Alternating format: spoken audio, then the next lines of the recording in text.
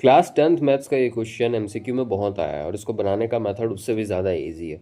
चलो स्क्रीन पे बताता हूँ कि इसको सॉल्व कैसे करते हैं। देखो ये सीबीएसई का जो 10th बोर्ड का क्वेश्चन है, बहुत फेवरेट क्वेश्चन है, एमसीक्यू में बहुत बार पूछ चुका है ना। तो इसमें आपको बोल रहा है कि in the given figure the angle of elevation of point A from point सी।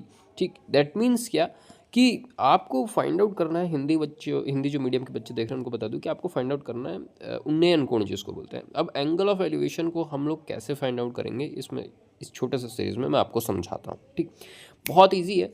एक सिंपल सा कॉन्सेप्ट जो है आपको याद रखना है, उसी कॉन्सेप्ट से ये क्वेश्चन बनेगा। साइन थीटा जो होता है ना, साइन थीटा वो एलिवेशन, एंगल ऑफ एलिवेशन को फाइंड आउट करने के काम आता है। अब कैसे इसको सॉल्व करेंगे, अप्रोच क्या होगा मैं आपको बताता हूँ। साइन थीटा की वैल्यू अगर आपको पता होगी, जो भी बच्चे पढ़ रहे हैं उसको फाइंड आउट कर लिया आपने, तो आपका आधा से ज़्यादा काम हो गया। अब ये कैसे होगा, साइन थीटा के लिए हमको एक फार्मूला पता होना चाहिए। हमारे पास एक फार्मूला होता है साइन थीटा का, वो होता है परपेंडिकुलर अपॉन हाइट। ठीक है, सॉरी, परपेंडिकुलर अपॉन हाइपोटेनियस। ठीक, तो साइन थीटा में अगर ये कॉन्सेप्ट रख दिया, हाइपोटेनियस और परपेंडिकुलर का कॉन्सेप्ट आपने रख दिया, तो आपका काम कंप्लीट हो गया और ये एमसीक्यू का आंसर भी आपको आ जाएगा। बहुत से बच्चों ने बना भी लिया होगा अभी तक। ठीक है, तो यहाँ पे देखूंगा कि मैं परपेंडिकुलर अपॉन हाइपोटेनियस कौन सा होगा।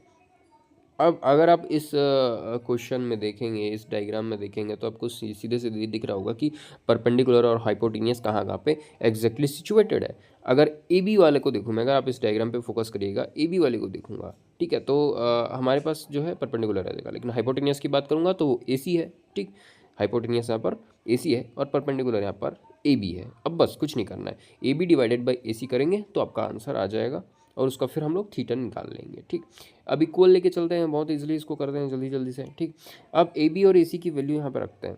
ए बी की वैल्यू 2 सेंटीमीटर है और ए सी की वैल्यू 4 सेंटीमीटर है। ठीक है, ए बी बाई ए सी मैंने यहाँ पे किया, देखिए रेशियो प्रपोर्शन निकाल रहा हूँ मैं यहाँ पे।